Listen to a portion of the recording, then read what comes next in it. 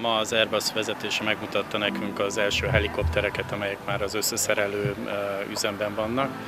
Dacára annak, hogy egyébként a helikopterek képességének a végső tervezése még a tervezőasztalon van, hiszen 85%-ban vagyunk készen.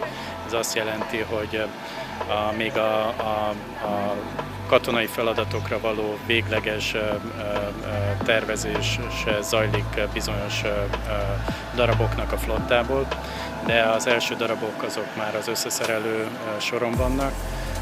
2023-ra várjuk az első szállítást, ami a tesztüzem után valósul meg majd Magyarországra, de az Airbus tartja az eredetileg vállalt határidőket.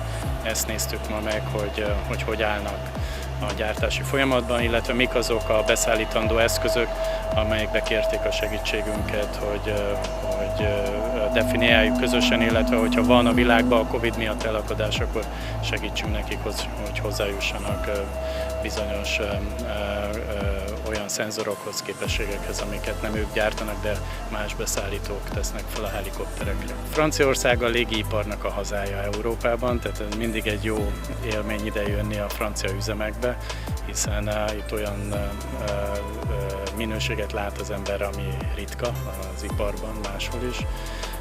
Ahogy mondtam, egy ilyen helikopternél, ahogy végignéztük csak az első darabokat, ez több mint 10 000 alkatrészből áll össze, egyedileg rakják össze, egyedileg tervezik mindegyik darabot a feladatnak megfelelően.